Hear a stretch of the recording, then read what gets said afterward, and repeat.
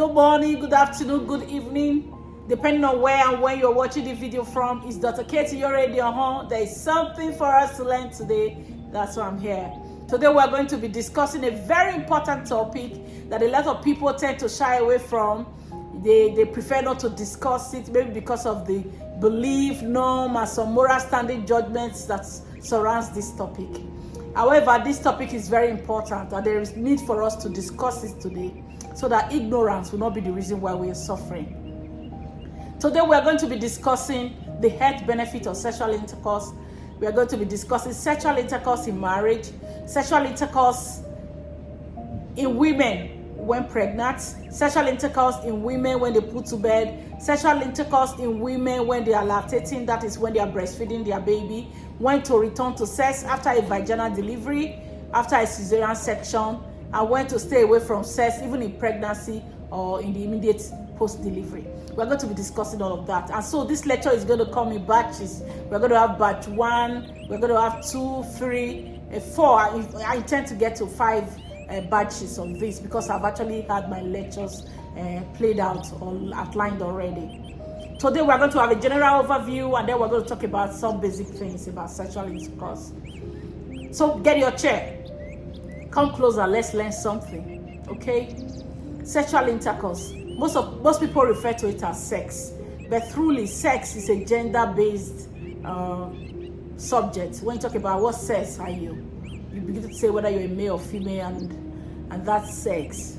But when you refer to sex as an intimacy, as what it concerns this topic today, we're going to be talking about sexual intercourse. Other names that can be used instead of sexual intercourse is copulation, coitus. These are other names that you can use for sexual intercourse. So what's sexual intercourse? Short term, they will say sex. But most times, I want to refer to it as sexual intercourse so that you know the difference between the sexual intercourse and the sex of gender. I say sexual intercourse is an emotional and hormonal-driven process in which there is the penetration of the female vagina by an erected penis of a male in order to achieve a sexual satisfaction and or reproduction. Sex is a very important component of life. Otherwise, God would have created man on his own and woman on her own and gives them assignment to go forth in life, to do whatever he pleases them. But he had a need to bring them together because he knew that there was something they would have to do together to synergize their life, to better their life together, or to put them at an advantage. I'm not to say that people who decide not to be married, celibacy or whatever reason, whether for religious reason or non-religious reason, are committing offense, no.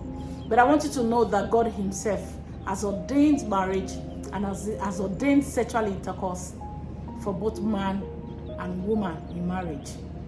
And he went ahead to say the man should not deny his wife and the woman should not deny her husband. So what I'm going to be saying today, I'm going to say it with the whole of my mouth.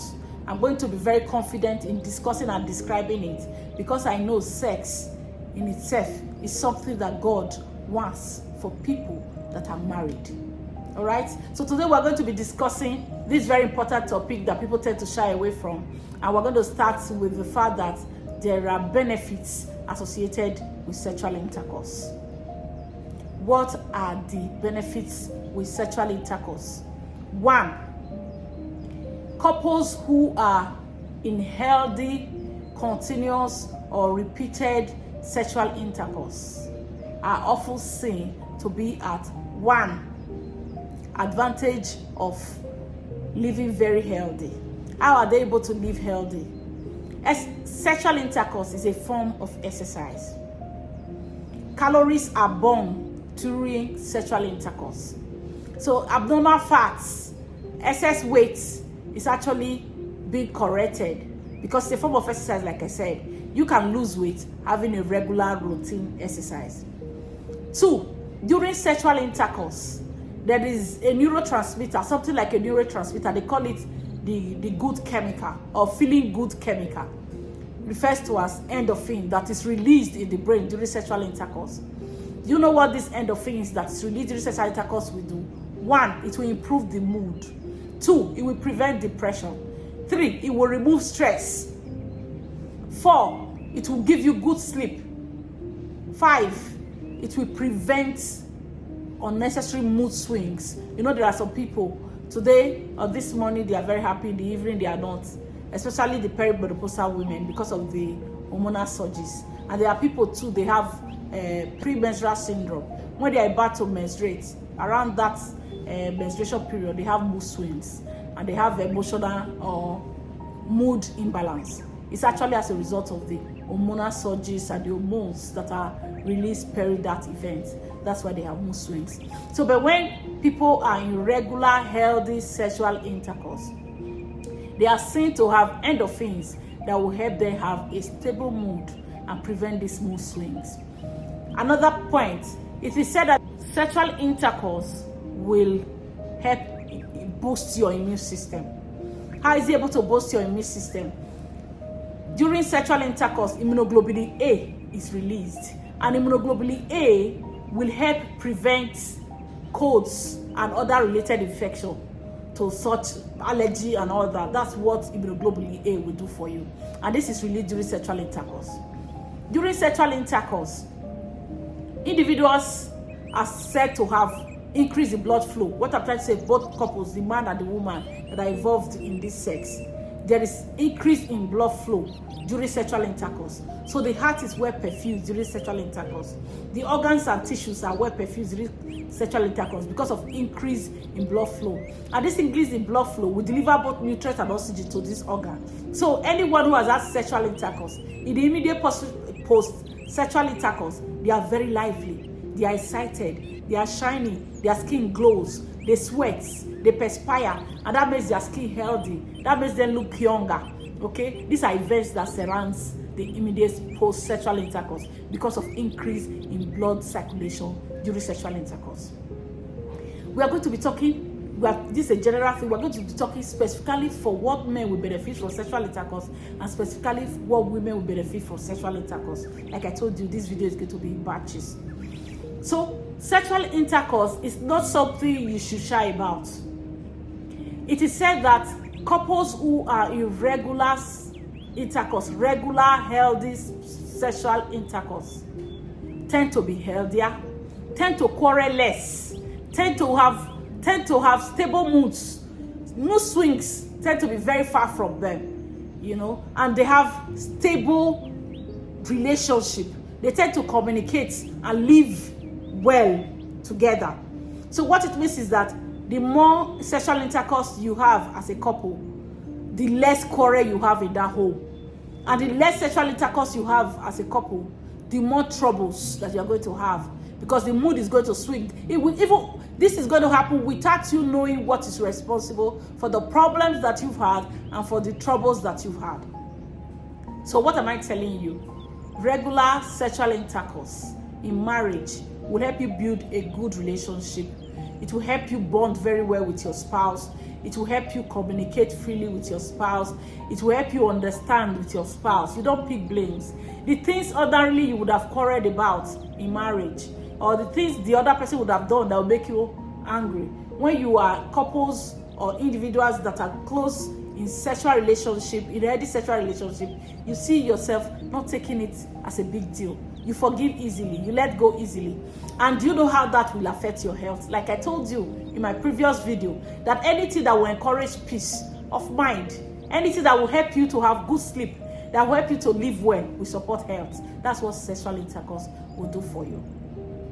Sexual intercourse is also there for procreation. When you talk about procreation, you have children. Okay, it's a process where a man and woman sleeps, the woman becomes pregnant, after the sperm fertilize the egg of the woman, and then they bear children, they procreate. Okay, the children will keep your house warm, they'll keep your future beautiful, and they'll be there for you. All right. So this is not to say that people who don't have children are not going to be peaceful. I'm just talking in terms of what people get from sexual intercourse. Healthy sexual intercourse are be seen to promote good business relationship. Even in the office, A man or a woman who has got good sexual relationship at home, we have good relationship with co-workers, with staff, with boss, you know, will not nag, will not be quarrelsome, will not be troublesome, because her mood is stable, she's healthy, she glows, she smiles, she's happy, because she has a good routine, sexual routine in her home. So it will be difficult for you to be able to piss such an individual off. It will be difficult for you to be able to make such an individual angry. It will be difficult for you to be able to make such an individual quarrel. They'll be quick to forgive. They take things easy. They smile. They are happy most times. Except you are deliberately trying to make them angry. Their hormone is stable. Their mood is stable. Because regular sexual intercourse promotes all this by the release of endorphin, by adequate blood circulation, for good exercise routine. This exercise routine is also very good for the heart, okay? It's good for the cardio health, except for people whose heart is already failing, or who have got some background heart disease, and so because of the stress associated with sexual intercourse, you see that they are not able to actually sustain and do well during sexual intercourse. In fact, it panics them, it troubles them, it makes them breathless, because they are not able to tolerate the work, the cardiac activity that is associated with sexual intercourse. So if there's a background heart disease, I'm going to have another batch of lecture for you, because you take sex slowly, you are not too violent, you're not too vigorous, you just do what your heart can do. Your spouse needs to understand with you, you know. In fact, you do more of foul play, you know, so that you can be close with your spouse, you be attracted to each other, you're able to understand your sexual need and stay by that, okay? You don't need to do any martial, because it's also possible for a diseased heart to actually have a cardiac arrest during sexual intercourse. When I mean diseased heart, I'm not talking about people who are healthy, all right? The person, one who is actually having a heart failure, they might not be able to do exceedingly well. So coming to sexual intercourse, who should have sexual intercourse? Who should have sex? Sex is for adults, all right, who are in marriage. I don't know whatever reason you want to have sex. That's not why I've come here.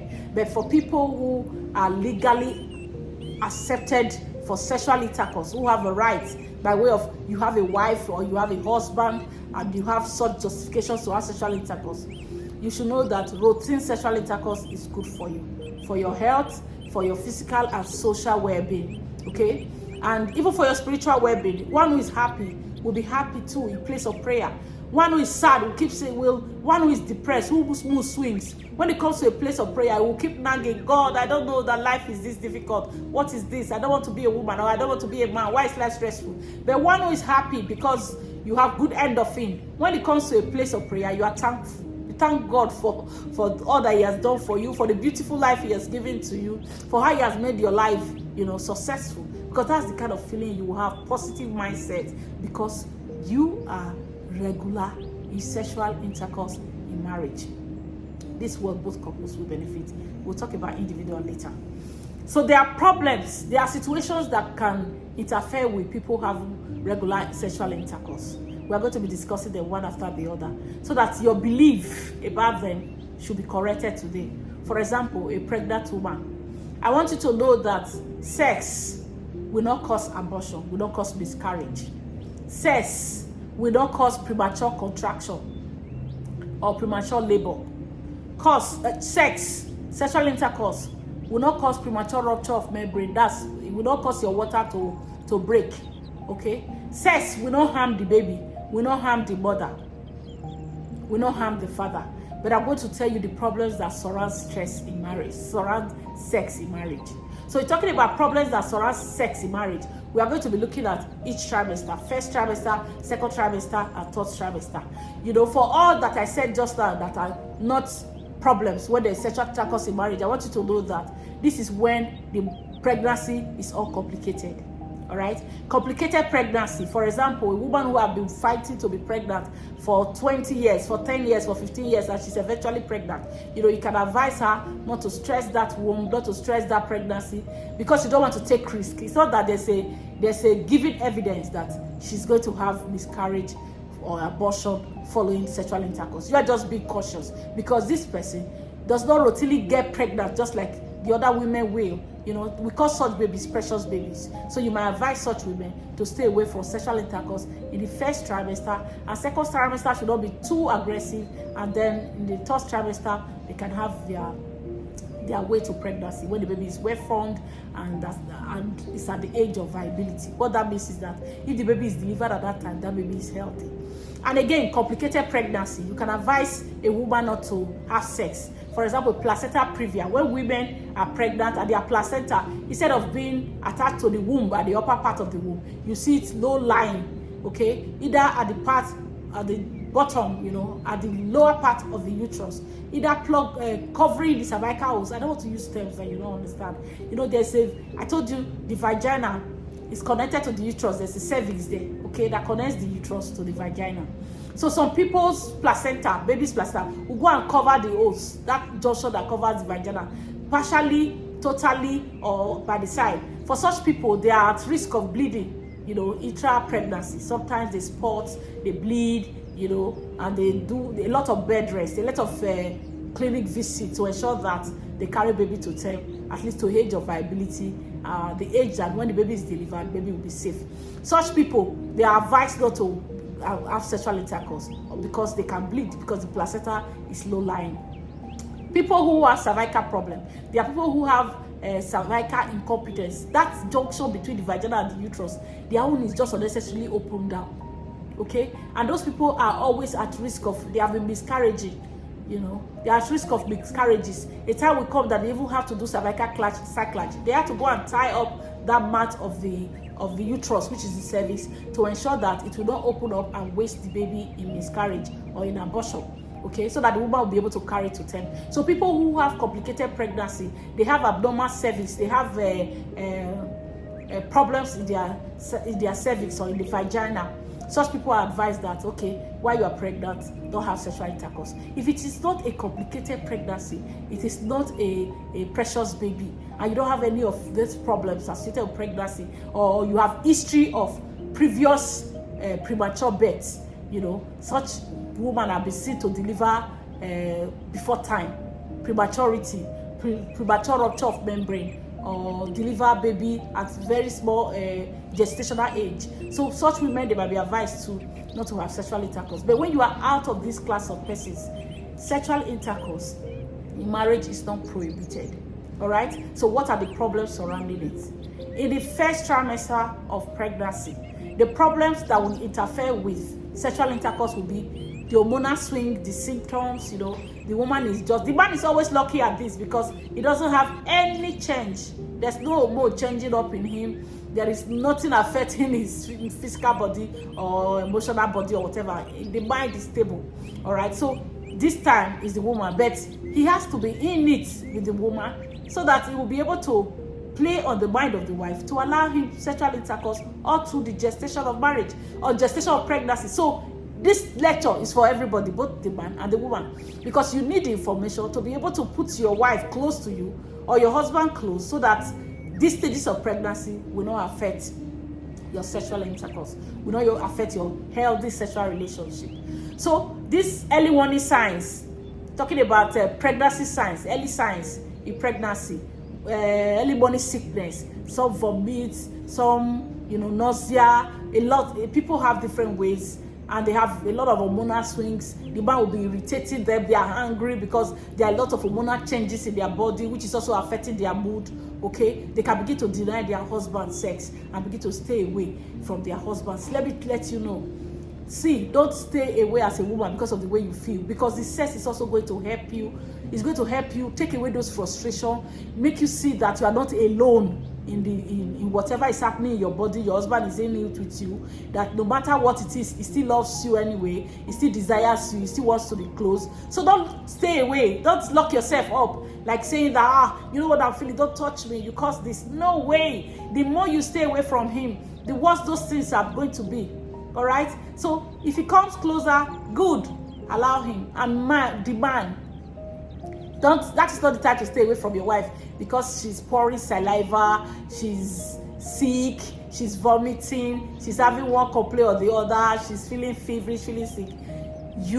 That's the time to communicate with your wife. That's the time to be closer to her. That's the time to give her all your attention, all your time. Let her see that whatever is happening, you are in it together. You're going to have a baby together. You're going to care for the baby together. You're going to pass through the processes together.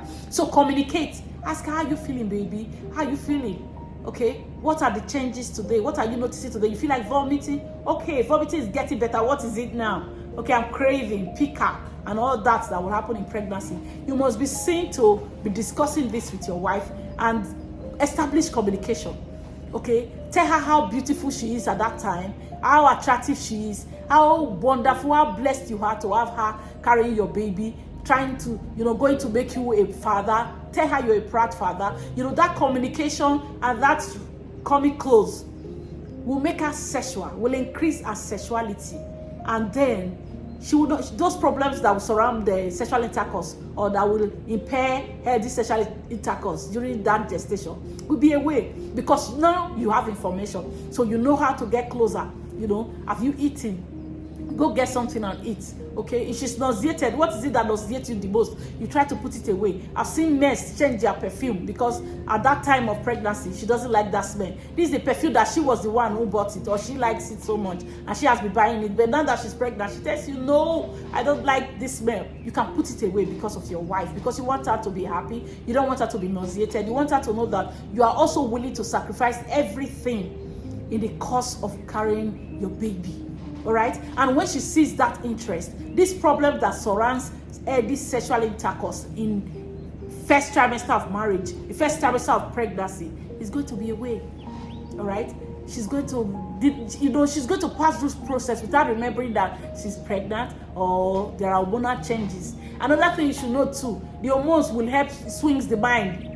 They can have mood swings. Somebody you left in the house very happy, she can come back and she's sad, she's angry. She goes to work, she's angry. But if you are close to her in terms of sexual intercourse, you are soft and you have routine. Your routine is not interfered with because she's pregnant or because she's pouring saliva or because she's vomiting. She feels important. She feels that she's still well appreciated, and that will continue.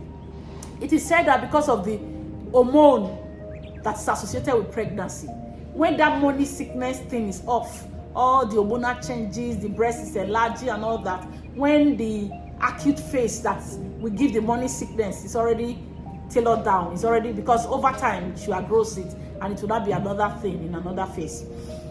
The hormone estrogen that is going to build up for the growth of the baby and all that is set to increase libido and sex drive. All right, this is especially so in second trimester of pregnancy. So women in second trimester of pregnancy tend to like sex, tend to have a good drive, okay, except for some people that are exceptionally out of this class because their mood swing is actually not under control. But this can actually come under control if the sexual intercourse is regular and smooth and healthy. Okay, so they tend to have higher libido and higher desire for sex because of the hormone and because of the increased blood supply at that time. Because a pregnant woman tend to have increase in blood volume, increase in heart rate. All this increase in pregnancy because of the increase in demand. There's now baby growing or babies growing inside of you. Okay, such people tend to, because of the increased blood flow, they tend to have higher libido or higher sex desire. So you as a man, you must be seen to meet up with this so that she will not become angry and feeling like you're making it seem like she's the one who is not desiring it, you are not desiring it. You must up your game to be ready,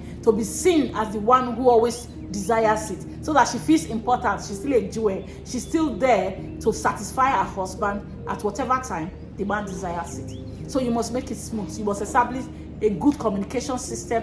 You must establish a good, you must like foreplay. You don't just go and bounce on your wife because you're running down, you want to just get in there, you're tired and get out. No, foreplay is very important. As at the time you're back from work, you're both back from work, you begin to talk about how you today, do you think that, were you thinking about me today? Is it going to be beautiful tonight? Are we going to have sex? When you talk about it, you're already preparing your way, and she too, she's becoming sexual. So when it is time to get down to business, she's not going to say no, and you're not going to say no, and you're going to have it smooth because you have both prepared your mind for that process. So what are the problems that would have been surrounding this second trimester of pregnancy? where hormones and blood flow increases and libido is going higher, and the sex drive is also going higher. The problem will be you not meeting up the demand. The woman wants you closer, she wants to feel you, and she might not be willing to be the one to make the move, be the one to ask you. But as a man with this information, you should not know that in second trimester, when you get back home, when you've had dinner, you've had a good bath, and you've discussed, you're going to come closer, you just keep holding her. No matter what it's going to take you to do that every day. Keep holding her, so that if it is the day she actually desires it, you will see her response allowing it happen. Okay, so that if it is the day she doesn't want it, the response might not be too smooth. But don't worry, it's you and your wife. You're not competing for anything. You're not saying that there's one who's going to have trophy, there's one who's spoiled, there's one who is not well brought up. No, there's no issue of being brought up here. It is something that you owe her and she owes you. All right, so you together with understanding and discussion overcome the increase in desire for sex that happens in second trimester. So the problems of third trimester, this problem will be one, there's increasing size of the gravid uterus. So I'm going to tell you, I said I'm not going to use any term that you'll be trying to understand. Because the baby is growing, the woman's tummy is also growing very big. So the problems will be one, positioning. If she lies flat, if you do the missionary journey issue, the baby is going to press on her vessels. At that time she might not be comfortable, and the babies might not get adequate blood flow at that time. That's late pregnancy, late trimester. So the positioning might not be convenient. All right, so the problems that will surround sexual intercourse at this time: one, positioning will be difficult. Two, the work that the man puts into it to be able to get to where he's going, because of trying to adjust to position, is it this way, is it the other way, might make him lose interest. Don't lose interest. The interest you lose at that time is going to increase your wife's frustration. It's going to increase, her mood swinging. It's going to increase the fact that she's burdened, and maybe she begins to say she's the one into it alone. What is my husband doing? I'm just the one doing it all. I'm carrying baby, I'm stressed, I can't sleep well. If I lie here, I'm not comfortable. I lie on this other side, I'm not comfortable. So you must know that you too will find a way around the problems that surrounds healthy sexual intercourse at the third trimester of marriage. It is not time to cheat on your wife. That would be so selfish and ungodly.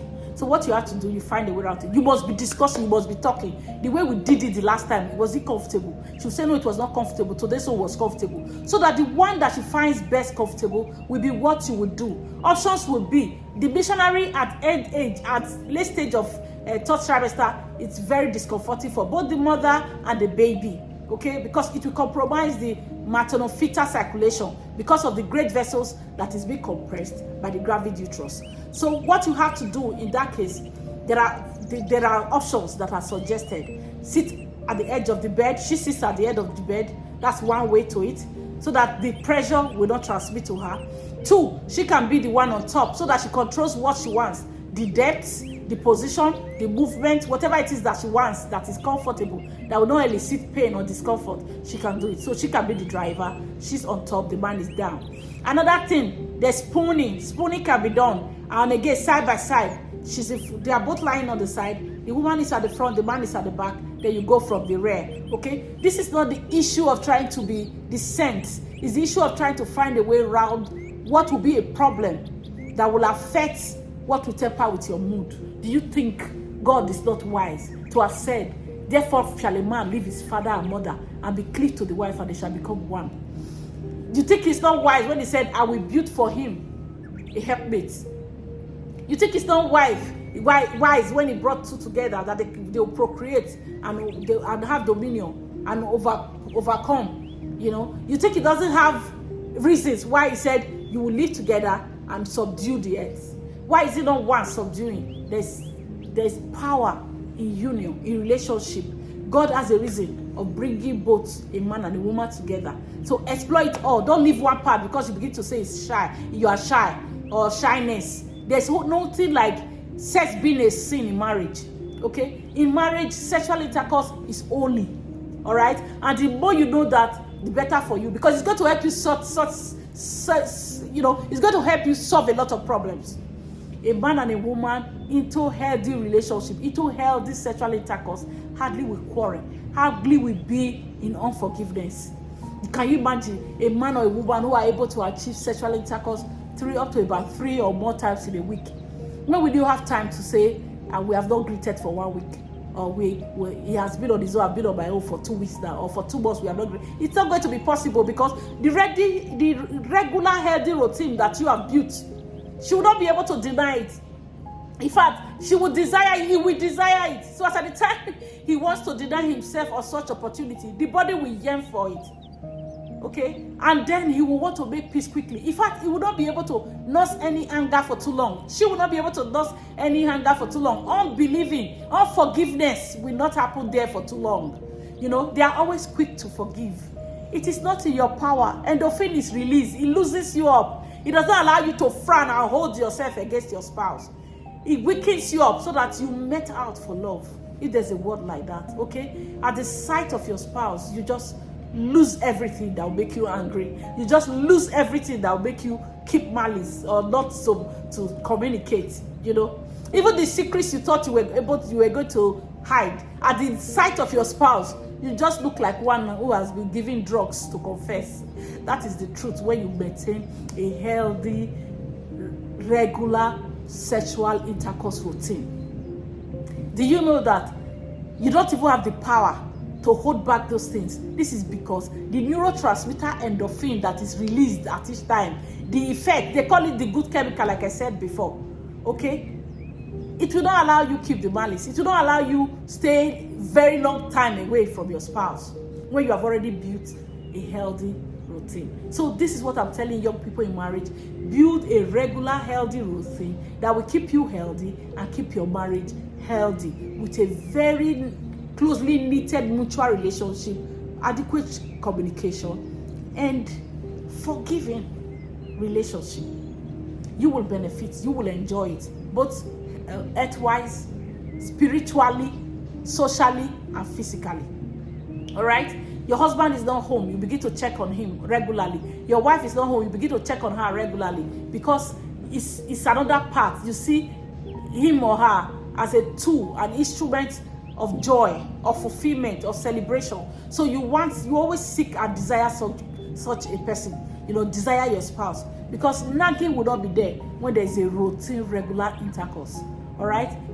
It has to be a healthy sexual intercourse, not just one bouncing on the other, not concerning or caring whether the other person is getting satisfied or happy. So you must not take away foreplay, so that you are able to talk about sex the way she likes it, the way he likes it, so that your desire, as at the time you're talking about sexual intercourse, is to meet the criteria. What will be the criteria? The way he wants it and the way she wants it. That is your goal and your target that you want to meet as at that time. Except for the problems I told you, that when people are pregnant, when they have complicated pregnancy, I've listed before, including multiple pregnancy, people that have twin gestation or more than 2 babies in their womb, they might not be into regular intercourse because their uterus is so big, and meanwhile pregnancy is still very small. Some can provoke, some pain or cause premature labor. But seriously, it is not intercourse that directly causing that. It's because the pregnancy itself is already complicated from multiple gestation. All right? So you should not deny your husband sex during pregnancy. So we're talking about second trimester. All right?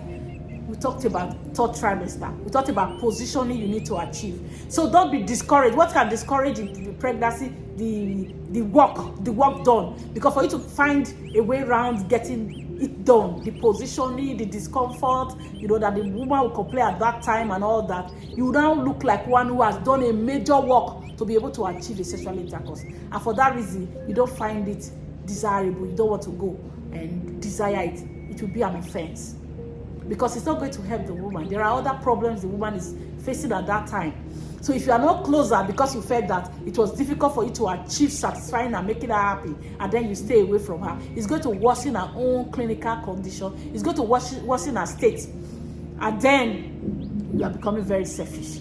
Third trimester of pregnancy, the womb is big, the tummy is very big, The woman will be having heartburn sometimes from the effect of hormone and from the effect of intra-abdominal pressure. Because the tummy is big, there will be heartburn, okay? Some of them will be sweaty because of the hormonal changes, you know. You just have to let her know that we have to take a bath because you prepare for sexual intercourse. That'll be interesting, so that you'll be able to kiss her everywhere. Because when she's sweaty, the armpit and everywhere, because of hormonal changes, the body might have to perspire more, okay? And if care is not taken, there might be some form of body odor, all right? And that doesn't mean she's dirty. The hormone at this private part, the armpit, under the mammary, under the breast, let me go straight to what it is, you know, might begin to give some smell you wouldn't like. Their hormonal changes with increased perspiration. So you prepare for sex. You can even say, come baby, let me come and bath you. You know, she'll smile. Instead of saying, go and bath, as if she irritates you or there's something wrong. Okay, come, let me help you wash your legs. I know you are not able to bend down to wash your legs. So you do it together, you bath together, you help to wash her back, you help to wash the parts that she cannot wash, even the private parts that she cannot get to adequately. You help her wash it, wash the legs. As at the time you are returning from there, there is no way you're going to be doing anything that will be offensive. Whichever way you find a way around it, she will like it. And she'll be committed to make it work. All right? Because you're not staying away from her. You're both going to be releasing the endorphin and going to be healthy and going to have a stable mood and a happy home. So she's dedicated to make it work. In fact, she's not going to even know whether she's pregnant at that time, because at that time she's smelling good. All right? You are using the toiletries together. You spray the perfume or whatever body spray you have. You do it together. You help her with a nice gown, something like, you button it back behind. Because there are a lot of things when you are the late stage of third trimester. There are a lot of things you might not be able to do. You can't wear a sandals because you can't buckle it. You know, you can't wear your panties. I remember it's difficult to bend down to wear pants. You put one leg up to be able to achieve this. Then why not? Your husband help you put your pant down. There's need for it, and then you wear your pant. But when you're preparing for a better form, I know there's not going to be panties. But what I'm trying to say, you have to live together, seem to be caring for each other with beautiful understanding to maintain a healthy sexual relationship even in the last trimester of pregnancy. It will not affect the baby. It will not affect the mother.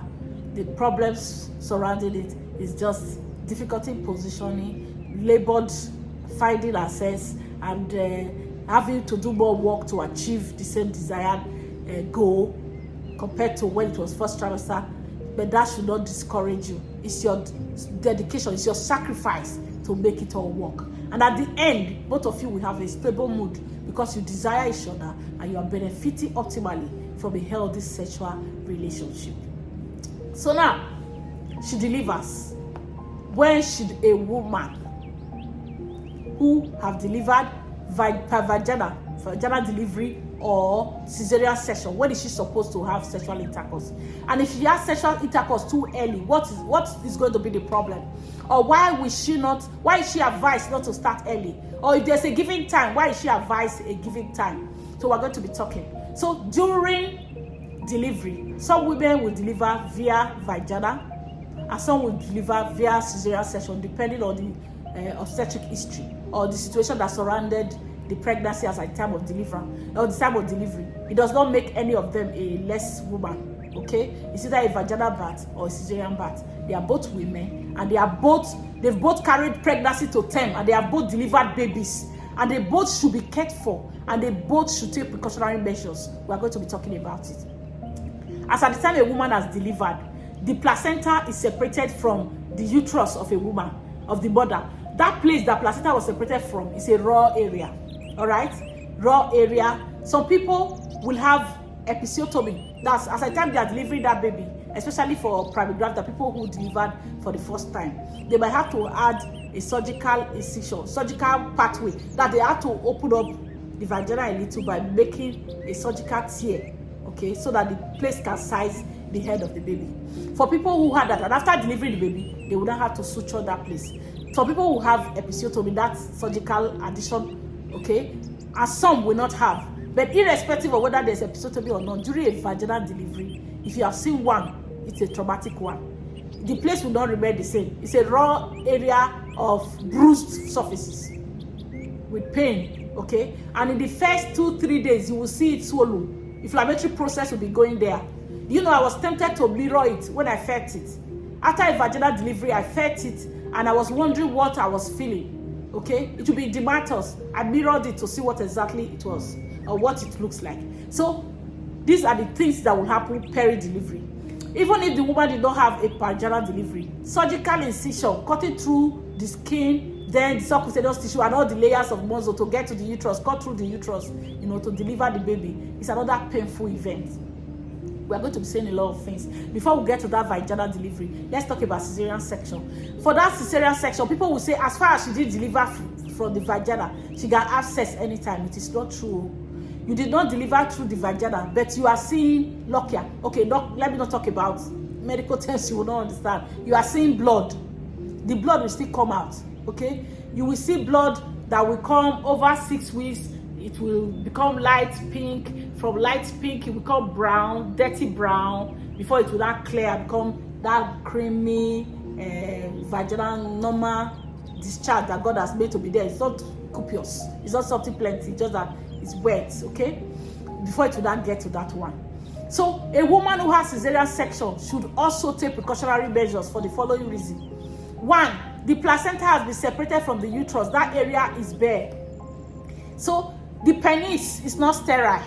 The man does not use jig, hypo, or savlon, or Dettol, or whatever disinfectant to wash the penis before sexual intercourse. So it could have a bacteria. So when a man goes to a woman that just delivered in the first 2 weeks, there's a risk of infection of the birth canal. All right, it can transmit. The cervix is still open. That place I told you is the junction between the vagina and the uterus is still open. And if it's a woman that had bruises in the vagina, had a episiotomy, a bacteria can easily grow there because the mucous membrane is being breached, and the normal pH that is in the vagina, which is 3.5 to 4.5, that's the pH of the vagina. All right, the normal pH has been altered because of the process of delivery, and that pH, that acidic pH of the vagina, is actually protective. Okay, God has placed it there to help, put away bacteria or whatever fungi that would have permeated or passed through that environment to go and cause infection of the birth canal or female reproductive tract. So what is done in this case is that you should not allow, whether by cesarean section or by vaginal delivery, you should not allow any sexual intercourse, especially in the first 2 weeks of delivery. Do not allow sexual intercourse, especially for the first 2 weeks after delivery. This is because your husband is at risk of infecting you. Your husband is putting you at risk of bacterial infection. Those bruises in the vagina, those bare raw area where placenta separated from the uterus, immediately those breached endothelium, immediately the bacteria drops there, it will multiply fast because the barrier mechanism is being breached by the delivery.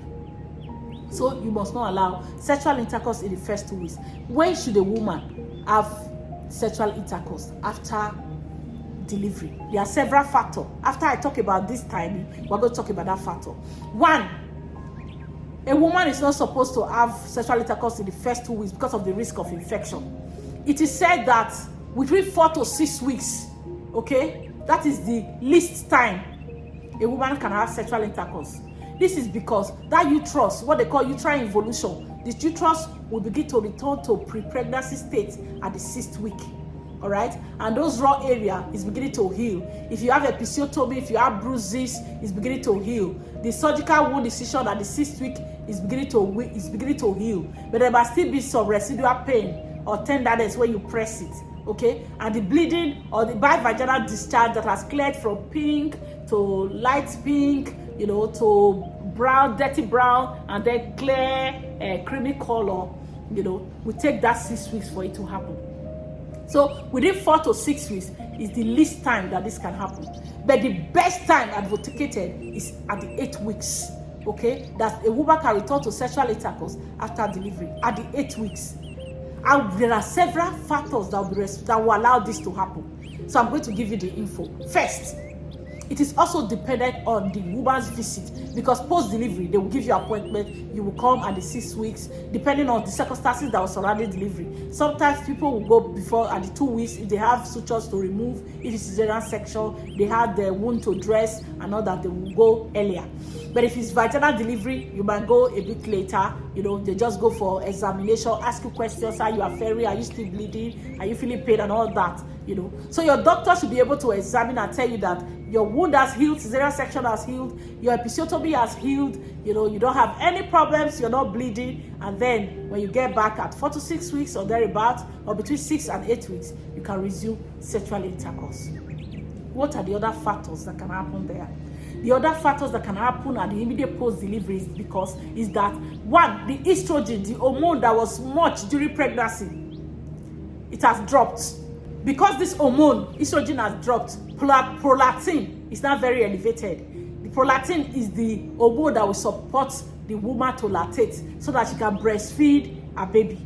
So prolactin now has increased and progesterone, estrogen, has dropped. So she will also have mood swings. That's why some women will begin to have post-delivery depression, mood swings. Some will begin to reject their baby and a lot of things. Some people can have frank psychosis, when they have delivered because of the hormonal surges and hormonal imbalances. But you know how to subdue that, how to go around about that. You must be a man that would like foreplay. You must be very close to your wife such that she finds you sexual. And she too will not begin to plan her mind to desire it. Otherwise, she will not be emotionally ready because of the pain, the process she has gone through, hormonal changes to her body. Man, you must be very understanding because you didn't experience these hormonal changes. There is no physical change that happened in your body. Your own was to just desire to have intercourse, sexual intercourse, because it makes you feel good. But a lot has happened to the woman, so you must be understanding. How did you get to do this? You must be one who is seen to be discussing with her. You must be discussing with your wife. Discuss, are you still bleeding? Discuss, are you feeling pain? Is the pain down there? Can I see it? Will you allow me to see it? Is it swollen? Is it not swollen? Stand to care. All right? Okay, let me help you put it. Let me help you wear the panties. There's no need to bend down. I can help you bend down. Where's the pad? I can put it in between for you. Okay? Do you lose strength when you bleed? Okay? The baby sucking. Is the meat coming out? How do you feel when baby suckles your nipple? You have to be communicating. You have to be close to your wife to let her see that you are in this together. And that is what will prepare her mind emotionally. Okay? That's what will make her sexual, begin to desire such touch. And that is what will prepare her mind. And that will make it a short time for you before you can access and have to return to your pre-pregnancy or pre-delivery sexual life or routine. If you are not caring, or if you don't care that much and you are far away, she will not be emotionally ready. She will not be emotionally ready because she has entered into a new phase of life. She's caring for a baby, she's nurturing a baby, she's feeding a baby, she's caring for another human being to sleep, and she's been deprived of sleep sometimes because sleep pattern of the newborn is not like that of the adult. When you are sleeping, they are awake. When they are awake, when you are sleeping, they are awake. So you must attend to them. You must deprive yourself sleep to be able to attend to them. So if she doesn't have the expected support system at this time to help with her care, to help with her baby's care, to help with her nutrition, to help with her baby's nutrition, it might take time. It might take time for her to be emotionally ready for return to sexual intercourse or sexual return. For return to sexual routine. So you can help as a man. What you have to do to help return to this sexual routine is for you to be involved in all that she's doing, in the care of the baby, in the care of the woman, in her nutrition, the nutrition of the baby, the changes. Is it drying now? Are you still bleeding? Okay. Do you lose strength? Do you have strength? Okay. The way she looks, what she wears, her hair, can I quickly just drop you up at the salon, wait for you and bring you back before baby wakes up? When you are involved in this routine, you are allowing her stabilize and getting her emotionally ready for early return to sexual intercourse. You can't leave her to stay awake alone, nursing the baby. Stay awake, stressing. How do I wash baby's clothes? How do I wash the feeding bottle? No help, no support system. She's caring for the newborn and you don't want to come and bounce her at night. She will bite you because she's stressed up. In fact, she will tell you, I'm not emotionally ready. So that you must take care of. And 2, you must know that the part you are going to penetrate is fragile because it's just returning from trauma. Okay, the head of the baby has bruised it open. It's just returning. And you must understand that you have to be slow. You have to be gradual to return because of the fears and concern. Is it going to be painful? Is it not going to be painful? Okay, is it going to be enjoyable? Is it not going to be enjoyable? Is it going to lose all your dreams surrounding? How is it going to be now post-delivery? Okay, another thing you must know, you must be slow. You must be understanding. You must be patient with the process, and don't expect too much so that you won't be disappointed. All right, don't expect that for the past 4-5 weeks that my wife put to bed, or 6 weeks or 8 weeks that she delivered, I've not gone in, I've not had sex. Okay, I'm going to have sex today. What do we do? Or the woman, you're going to say, sister, I put to bed, I've not had sex, now I'm going to have sex. What do I do? Do not be too hopeful. Do not place your eye. You know what I'm trying to say. Do not expect too much so that you won't be disappointed. All right, prepare your mind. Is it going to be because the baby has gone through? Is it going to be this? You know, prepare your mind for what is not the best, such that whatever you now get, you are happy. All right, it is actually an elastic environment. After delivery, the immediate delivery, yes, a baby just passed through, but in another 6 to 8 weeks, it's going to contract and return back, okay, to pre-pregnancy state. It might not be 100%, but I tell you, it returns back. It returns. Everything is going to return back. Some people who want to find an excuse to begin to cheat. If you are cheating, it's a thing of your mind. It's not because post-delivery it did not return. God has created it to return. When he made it male and female, he knew the woman was going to deliver, but he didn't say the woman was going to leave marriage after delivery, meaning that it was going to return. It actually returns. But for the first few times, you are going to be understanding, because the first sexual intercourse, there might not be adequate lubrication because hormone has dropped. I told you, estrogen has dropped, and estrogen is the one that would have helped, you know, in secretions, you know, that will promote secretions that will make that part wet and well lubricated. But because the estrogen dropped immediately after delivery, you must be seen to be involved in, you know, foreplay. You must do a lot of foreplay, you know, a pre-event talk, a communication that precedes sex, so that before time she must have been turned in and then be able to lubricate the way. And if she's not able to adequately lubricate it in the immediate when you are resuming to sex, you know, after delivery, you can lubricate.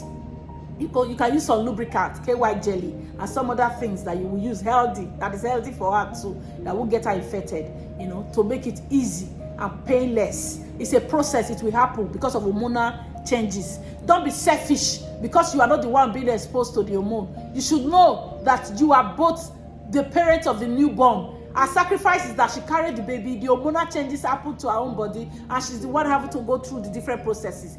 Your own sacrifice should be that you were determined to support and give her, you know, and follow the process of changes without complaining, because it's none of her fault. It's the process of giving birth to your baby.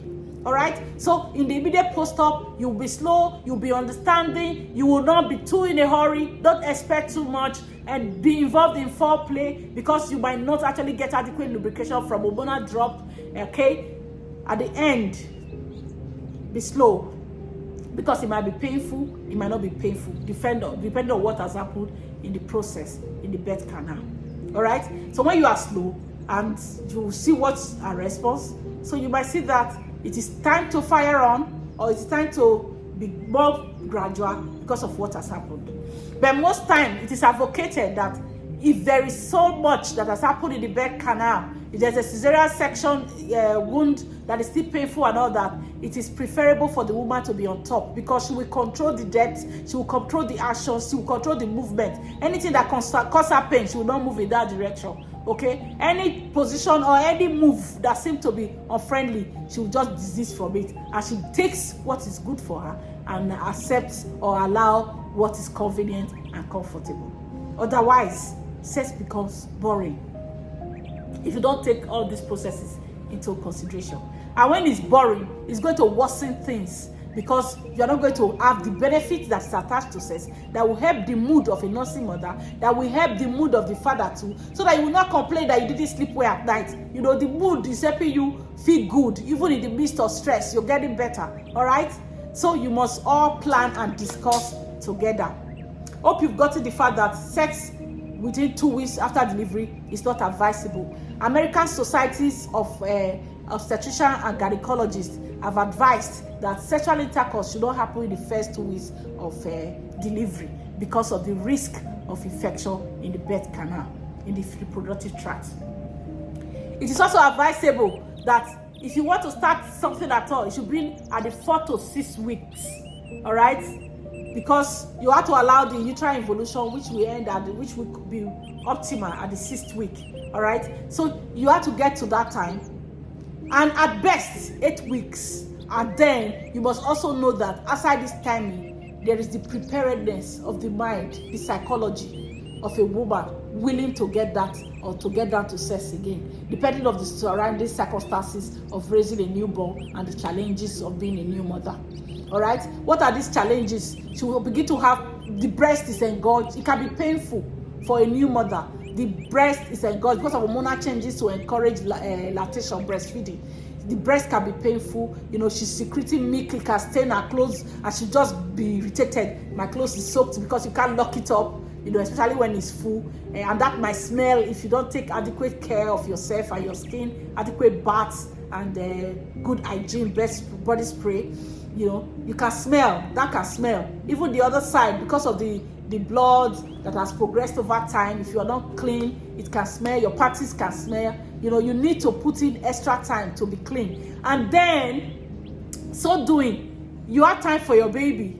And this might be a lot of body to get the baby well, clean, and well nourished. Get yourself in that process. It might be very demanding. So if the good support system is not there, her mood can swing, and she can actually refuse sex and say that's not my problem now. But woman, I want you to know that it will help you even settle in this new state you found yourself as a lactating mother, as a new mother. Okay, it will help you settle fast. It will help your mood. It will help you overcome the mood swings and hormonal changes that will cause depression and all that's associated with delivery. Okay, because of these hormonal changes and the stress that you have gone through.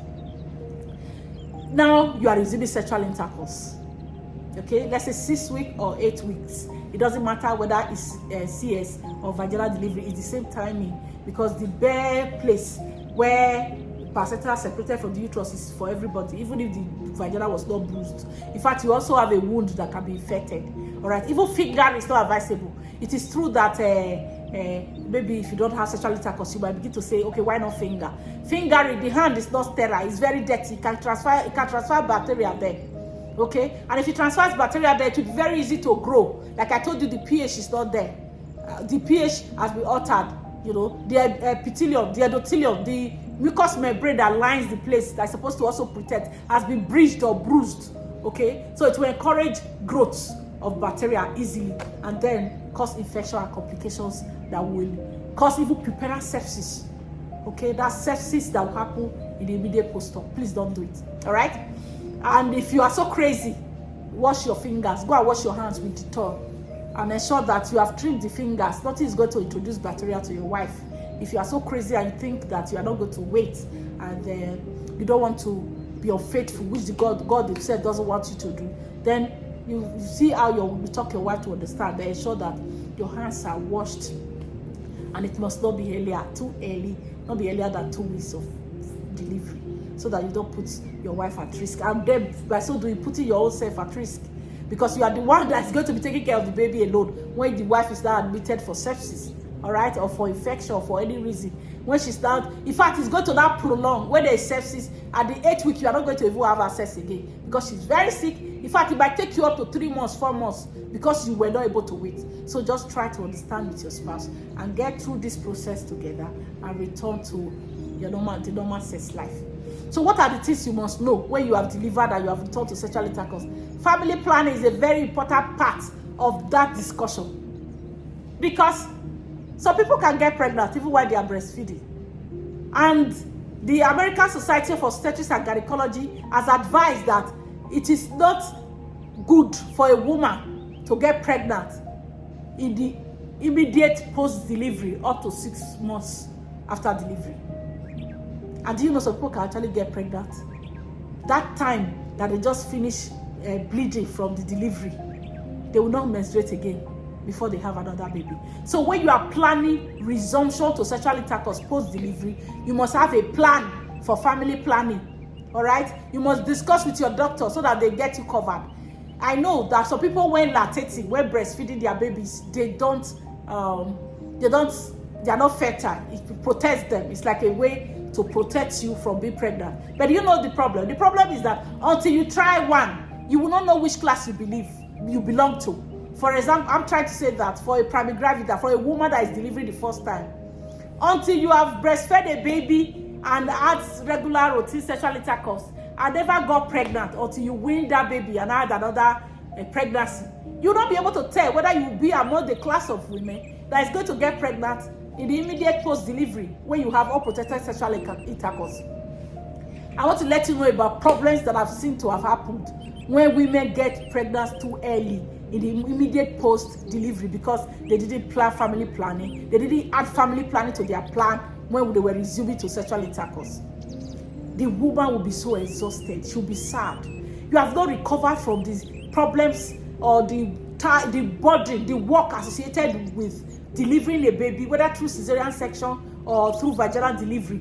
Your birth canal has not recovered. You are still nursing a baby. You are not sleeping well. You are not resting well. Now you are having body sickness, nausea, and vomiting of early pregnancy to it. In fact, some women can be depressed. Their mood can be swinging. They can reject their baby. They can be suicidal. Some can hate their husband. Some can say, why me? Why am I the one to suffer in marriage? Why are men not suffering? You know? So to save yourself from the different ways people can react to too early pregnancy after delivery and becoming so sad, plan family, add family planning to your planning in trying to resume sexual intercourse post-delivery. You can start one. It's not important whether maybe you are one of the women that is going to be protected by lactation, by breastfeeding. Don't give it a guess, because when it happens, you will not like it. Somebody said, I didn't take family planning because my mother, she actually does not get pregnant when she's breastfeeding babies. That's her experience, she told me. You are not your mother. That your mother doesn't get pregnant does not mean that you too will not get pregnant, okay? So you must, over time, learn to be safe instead of exposing yourself to risk that will take away your mood, okay? That will hurt you badly when you find out that you get too pregnant too early. I remember I once had a friend who, when she got pregnant, she was planning to abort the baby. I had to kneel down. I was begging her, don't try it. Are you pregnant for a boyfriend or you are pregnant for a husband? She was saying, what will people say? My baby is just 1 month. What will people say? Would they not say I'm stupid? Because she was having morning sickness at the 2nd month. She was wondering, she's vomiting. What is happening? Is it malaria? Only to see that the pregnancy test was positive when she went to the hospital. When they were asking her for a pregnancy test in the hospital, she was angry. I just put to bed, which pregnancy test? Okay? She said, my baby is just 2 months. I think my baby was 2 months, 2 weeks at that time. I can't be pregnant. They said, madam, don't worry, just let's do pregnancy test. And because she was pregnant, she said, no way. She was going to abort the baby. I told her, you can't do such things. Let people talk. You are not pregnant for your boyfriend. You are pregnant for your husband. All right? But this will now be an eye-opener that you need to plan family. You need to be involved in family planning before resuming sexual intercourse post-delivery next time. It took a lot out of her. She needed the support of her mother, the support of her sisters to help her with her shots, to help her take care of her baby. As I thought she delivered the 2nd baby, her first child was wearing larger size, while the new baby was wearing the small size. What was I trying to say? We have 3 sizes of pampers. As I thought she delivered, the baby was wearing Mazi. The senior baby that she delivered was wearing Mazi. I think she was 1 year and a month and some days when the mother delivered the 2nd baby. She was still wearing Pampers, and the new baby was wearing the mini Pampers. A lot of work. Even after that baby was delivered, she needed support to take care of the 2 babies because they were still demanding. they still need care to be able to feed, to be able to bath, to be able to do all sorts of things. It's very traumatic. So plan and add family planning to your returning to routine sexual intercourse after delivery.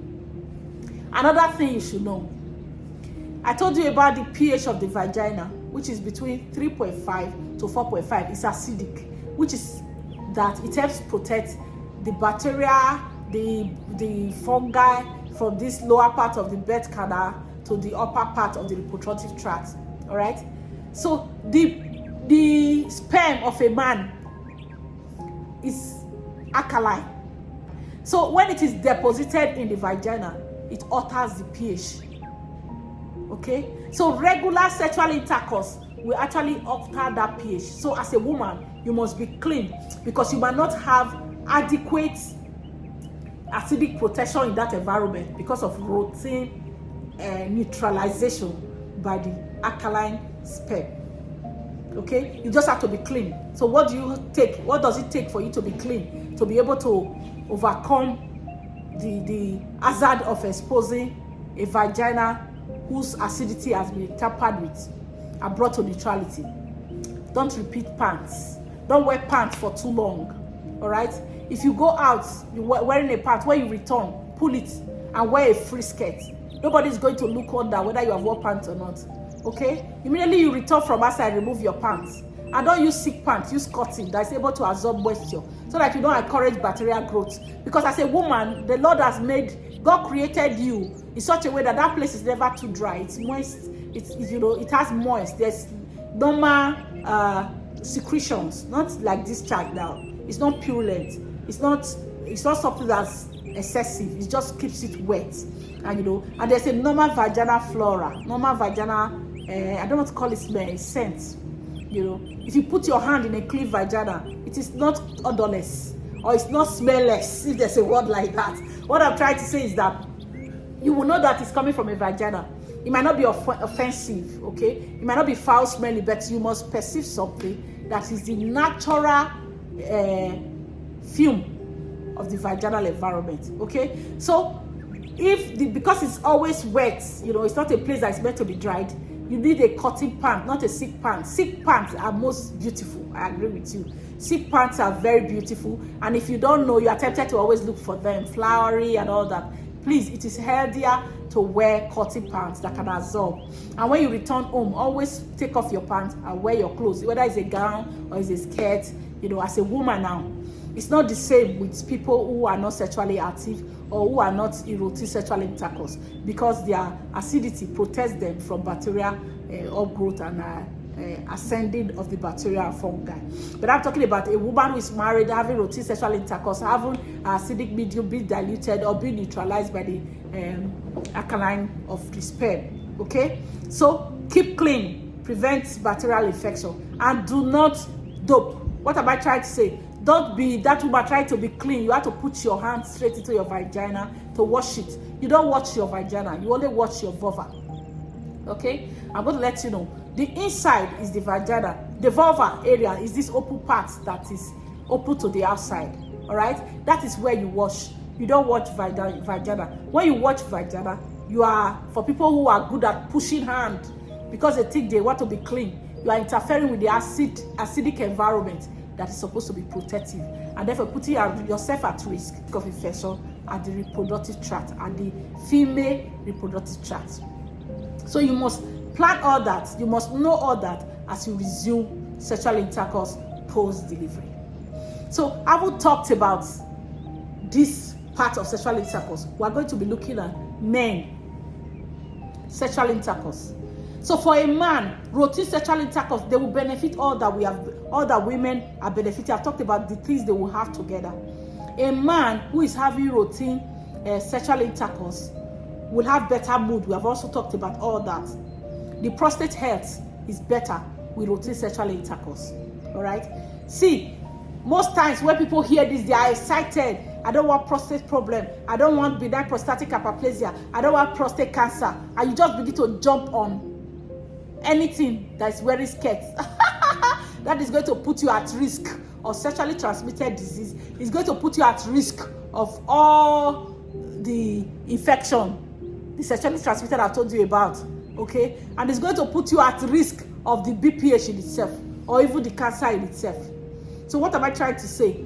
It is good to be healthy in terms of prostate health as a man, but promiscuity is not the way to it. Multiple sexual partner trying to meet the demand is not the way to it, because it's going to expose you to another risk. In fact, you know, when we're promoting healthy sexual intercourse or healthy sexual relationship, you know, we say healthy because the one you do in fear, you are cheating, your mind is not down, you are panicking. Is my wife coming? Is she not coming? Is somebody seeing me? Are they going to tell my wife? That's not a healthy sexual relationship. That's not a healthy sexual intercourse. Because anything that will cause you fear, that will cause you, make you restless, instead of the endorphin that is going in the brain, catecholamines are released somewhere. Adrenaline is released somewhere because it becomes a stressful event. You know, you are keeping your phone away from your wife. Let her not see the text message from the other person, from the side chick or from whoever is trying to satisfy you. All that will culminate to stress. You might not have the 100% benefit from sexual intercourse. That is why when we're discussing, the course of this discussion, I described it as a healthy sexual relationship. It has to be healthy. It's not the one you are stealing. The one you are stealing, there are other factors. The one you are stealing, there is fear. You look around. The one you are abusing, there is stress. You are releasing catecholamines. Your heart is panting. You know, you are worried. You are monitoring your phone. You are monitoring this. You are spending money to service the other side. You are not at rest. You might not benefit 100% from sexual intercourse as being described in the course of this lecture. So be wise. Get a wife. Okay? Get a wife and stay away from cheating and stealing. Don't steal it. All right? Don't rape anyone to achieve it. You will not achieve it. You will not get it. Because the person you are abusing is crying, is wailing. Even if your conscience is dead, your heart is beating fast, and people hear it and they don't hear it. So you don't benefit. The endorphins is countered by the adrenaline that is being released from a stressful scenario that is surrounding that rape episode. So when we talk about enjoyable sexual intercourse, rape is excluded. Okay? Anything that will culminate stress in the process of that intercourse, forcing it on another person. One wailing, one weeping, one crying, pain, not understanding, regrets. It will not give you the desired benefits as being described in the course of this discussion or in the course of this topic. So man, it is true that sexual intercourse is good. You must carry your wife along. Okay? Appreciate her. Love her so that she'll be willing to communicate, talk about sex all the time, discuss it, discuss the way you like it, the way she likes it, talk about the challenges around it so that you can find a way to bypass it and enjoy it most times. Be happy at the sight of the other person. Okay? Downplay mistakes. Don't emphasize faults. Don't emphasize the mistake of the other person. Otherwise, you will not like sex. You will not like the other person come to you. Be easy, be quick to forgive so that you can be attractive to each other. Forget about hate so that you can enjoy it to the peak and to the optimum and get the satisfaction in it. Men who are regular in sexual intercourse, they are successful businessmen. They are better at work. They achieve more than their equals in the place of work because their mood is stable. Their brain is clear. I told you sexual intercourse will increase blood circulation. You know, their brain is well perfused. They glow. Okay? 2 individuals involved in sexual intercourse, they have healthy skin. They grow younger. They are stronger and beautiful. Their marriage lasts longer. Okay? If you see 2 people who lived together happily and had healthy sexual relationship, they live long. People will begin to ask them, what's the secret of being married for 60 years? Okay, you see them forgiving, you see them loving themselves, not counting their mistakes, not counting their faults, understanding each other. These are elements of healthy sex life. It will promote mutual relationship. It will promote healthy communication. It will promote understanding. Don't forget to watch out for part 2 of this topic. The part 2 is loaded. Do you know that it is true that sex is beautiful?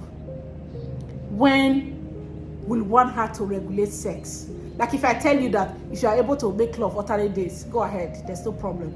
But there are some people who will not be able to do this based on their comorbidity, okay? Based on their background, severe cardiac disease, all right? Or people who are impotent, they are not able to achieve sexual penetration. I have a video that's loading for them so that they'll be able to know that they can enjoy sex too. Okay, if we put it all together in this video, it's going to be very large. I might not be able to be uploaded in major social media handles or channel. Okay, I have something for them, and I also have something for people who have chosen the career not to have sexual intercourse. I'm talking about, is it the priesthood, celibacy, people who have decided that, sisters who have decided that they will not be married, they will not have sexual intercourse. How are they able to achieve a balanced mood, a balanced hormonal surges? Are they able to go about it? And diet even that will promote depressed libido, so that they will not have so much of libido. Because when they begin to have libido, sex desire, that's what will put them at risk of going contrary to what they believe, what they trust, and what they know. And at the end, they will not be full of regrets. Okay, you see them having a turbulent life, not able to live according to the criteria of where lifestyle they have chosen. They keep backsliding or falling, trying to cheat somewhere, trying to look for sex one way or the other. So there is also a video that will help you overcome this process. Hope you have learned something. Watch out for the subsequent parts on sexual intercourse. And when do you say sex is healthy? When do you say sex is fulfilling? Positioning in sex. Who should drive sexual intercourse? Who should be the master? Who should ask for sex? Why sex should be asked by both couples? Making the other person feel important. We're going to be discussing them in another episode of this video. In fact, we are going to be talking about sex in total, because a lot of people have been seen to shy away from it. So if we don't talk about it, the benefits that is hidden in it from creation, you might not be able to exploit it because you don't want to talk about it. And at the end, in fact, the homes of spiritual people suffer the most, because in claiming spirituality, they tend to deny their spouse or their rights to their body. Please don't forget that most holy books will tell you that you should not deny your spouse of your body, that your spouse has rights to your body just as same as you have rights to his or her body. So watch out for the subsequent video on sex, its relationship, and all the info you need to know about it. Thank you very much. Hope you have learned something. That's why I come here every day, to make sure you learn something. Bye. Thank you for listening.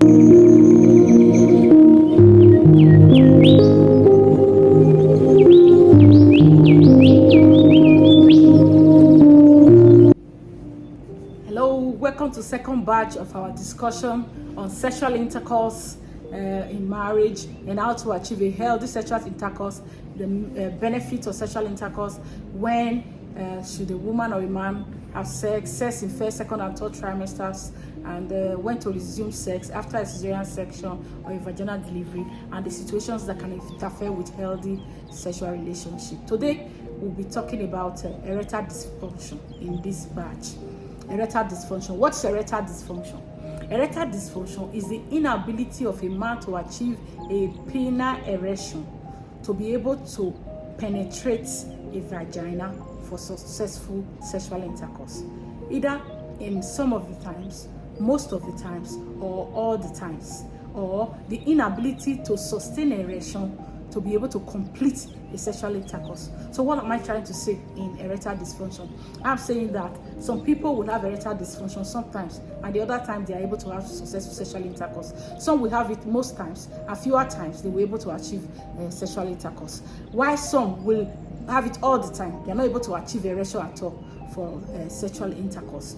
And others, they are able to achieve some erection to penetrate, but they are not able to sustain it to complete a successful sexual intercourse. Whatever component, whichever class you belong here, all of them is referred to as erectile dysfunction. Erectile dysfunction can happen in any age of any sexually active adult. What am I saying? Anyone who has gotten to the age of puberty, okay? Erectile dysfunction can happen at any time. The incidence of erectile dysfunction between the ages of 20 and 39 is 1.1%, while the incidence of erectile dysfunction between the ages of 40 and 59 is 2.4%, and the incidence between the ages of 60 and 69 is 24%. So 70 and above, it has a higher incidence of erectile dysfunction. But take note, erectile dysfunction, it's not a normal component of aging, so that you're not tempted to believe that when you are aging, you become less effective or there will not be erectile dysfunction. No. The problem with erectile dysfunction coming with increasing age is the fact that with its increasing age, there will be comorbidities or habits that must have predisposed such an individual to erectile dysfunction as the person ages. Erectile dysfunction is a major cause of unhealthy sexual relationship in marriage. So we must look at it critically and then offer a way forward so that they can learn and still be happy even in that marriage. But in addressing this, we are going to be looking at it in various ways. One, we are going to be looking at it from the angle of a man with erectile dysfunction is not married. And another way to it will be a man with erectile dysfunction that is married. And in that too, we're going to be looking at in marriage in two ways. In marriage and have gotten children, in marriage and is here to have children. So we'll offer solution along this division. So first, we'll talk about a man with erectile dysfunction that is married and has got children. You must know that in such situation, we are talking about a man whose penile organ in the early part of marriage functioned. That's why they were able to have children and they have lived their life. Maybe as a result of comorbidity or as a result of problems, now had erectile dysfunction. We're going to be discussing that. Before we go ahead with that, we need to know the causes or what are the risk factors for erectile dysfunction. Erectile dysfunction causes: one, it could be from comorbidity or systemic disease like diabetes, hypertension, depression, anxiety disorder, psychological problems. It could be from drug use, antihypertensives, drugs that they use for hypertension, drugs that they use, antidepressants. Okay, it could be used as a result of illicit drugs like cocaine, tramadol, alcohol, tobacco, smoking, and all those other drugs that they abuse. It can be as a result of that. And it can be as a result of cardiovascular disease, to significant cardiovascular disease. It could be as a result of stroke, as a result of kidney disease or significant heart disease. It could be coming from radiation. People who have had problems in their pelvic area, they have had cancer, whether from the testes or from anywhere around the pelvic area, and they were exposed to radiation. Could be the reason. People who have had surgeries, urological surgeries, prostatectomy, or they have had any surgery done around that area could be the reason why there's erectile dysfunction. Even prostate issue too, benign prostatic hyperplasia, that's BPH, when the prostate begins to enlarge, can be a reason for erectile dysfunction. The surgery too can be a reason for erectile dysfunction. Okay, stroke can be a reason for erectile dysfunction. Illicit drug use, like I earlier said. So sedentary lifestyle, lack of exercise, bad habits, poor habit of eating junk, laziness, lazing around, not having a routine exercise, obesity, excess weight can be a reason for erectile dysfunction. Hypogonadism, that's poor hormone, there's low hormone.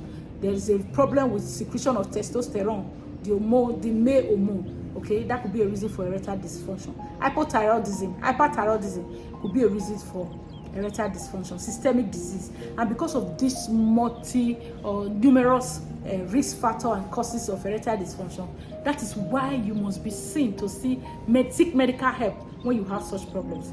Don't be shy to talk to anyone about it. Don't be shy to seek for help. Okay, that's why the doctors are there.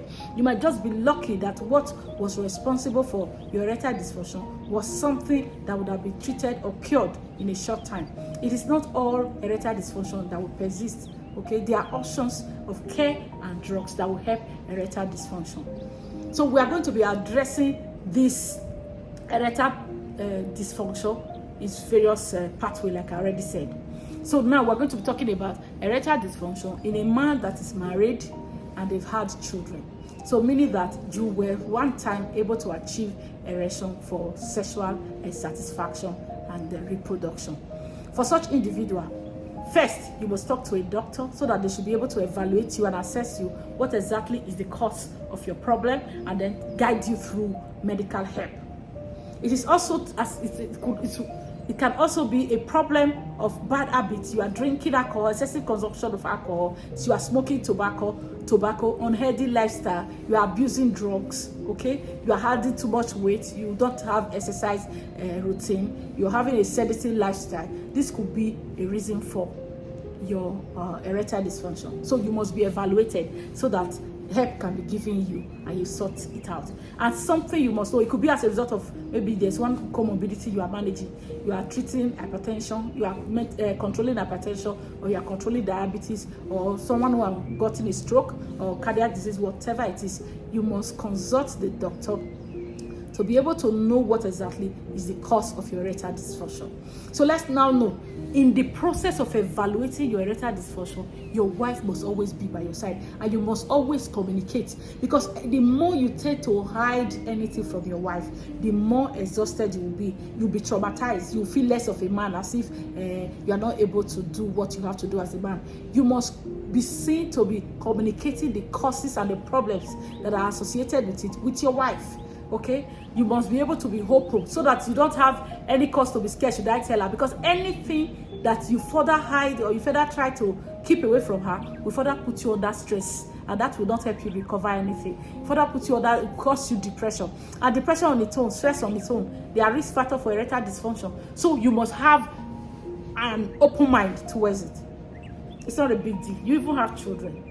There was a time you did it. So nobody should be able to talk you down, not even your wife. So you must be seen to be discussing your problems with your wife, how you are not able to achieve erection. She is also seeing it, okay? And you must be seen to be talking about the solution together. Have you been to the doctor? What are the doctors saying? And again, you are going to also meet the sexual experts so that they can counsel you on other ways of achieving sexual pleasure without penetration. Ereta, a PhD holder in sexuality, said that sexual intercourse is broader than vaginal penetration.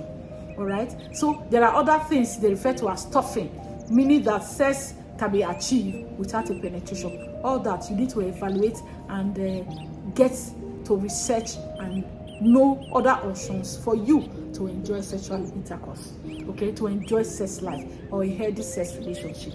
So you must be finding help with your wife.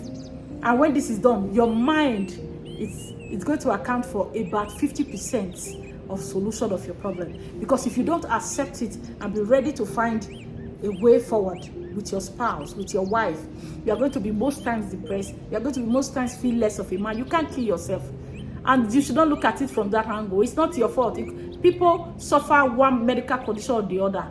So what is the big deal? For people who have had radiation around that area, and that's the reason why they have erectile dysfunction, or people who have had surgery, you won't say it's their fault. Or people who are taking drugs for hypertension, you won't say it's their fault. Okay, what if it's the woman who had the problem? Why are you going to send her away from the house? No, you are both going to be seen to be looking for solution around the erectile dysfunction. And mind you, you might not be able, there are times you might not be able to get a solution, but you have to find a way around erectile dysfunction and enjoy your sexual life. What are these options? Have a positive mind towards it. Do not blame anybody concerning it. Discuss your problems with your wife. Let your wife and yourself begin to try other ways you can have sexual pleasure. Mind you, I want you to know that erectile dysfunction does not prevent orgasm, does not prevent ejaculation, okay, does not prevent pleasure. It is just that you have not been able to learn or to have a woman in your life that is willing to go that down lane with you. okay, to be able to play with you. You are not going to invest more on foreplay, okay, foreplay than penetration. You're going to do some other things in playing with your wife. You bath together. You're going to be seen to be in the environment where you are sexually aroused, where your body, the hormonal response and the emotional feelings are in relation or in tune with what you desire inside, okay? And so you'll be able to feel good and be happy and even have ejaculation without erection. So there must be a woman in your life that is willing to go down that lane with you. And you must be very hardworking. Don't be a lazy man. Don't be one that is adding weight and become lazy even on bed. You are snoring everywhere because fat has blocked your airway. You now have obstructive sleep apnea from fat. In fact, your genitalia are not even able to be obvious. You know what that means? Let me not hide it from you. Your penis now, they are no longer seeing it because fat has covered everywhere. Your tummy is very big. Your lap is very big. Don't do that to yourself. Don't let anything of such make you feel less of a man. Work on your weight, work on your size, exercise. Exercise is another way to prevent erectile dysfunction. Okay? Go walk up. Don't come up to a bed and snore off everywhere. You know, the woman will open her eyes and look at you in disgust or in disdain or whatever way. Okay? So you must be seen to be working on your personality. Okay? You must be seen to be exercising and being fit, both your cardio health and both your muscles and your pelvics. Okay, you are firm. Not that they begin to look for your manhood in between fat. And it's, in fact, the fatter you are, that fat part is going to cover your length because you have been carelessly adding weight. Okay, so when you have your wife in this with you, even when you are going to the clinic where doctors will be discussing with you, go with your wife so that you won't come home and be finding it difficult to tell her what they told you. You know, when you now come home, you'll be looking for how you can polish it, how you can make it look good, and that will cause you problems. Because when you hide such things and she's not beginning to find it out, there will be a lot of exhaustion, there will be a lot of quarrel, there will be a lot of trouble. Take her everywhere so that they are breaking the news to you, they are breaking it to her. When you are sad, in fact, a good wife will want to say, don't worry, we're going to overcome this, we're going to go through this together, we are going to be strong, okay? She will not be talking you, if you're talking you through it. But when you are secretive, you will die in silence and you feel less of a man. And so what? That there's erectile dysfunction. Are you the one that caused it?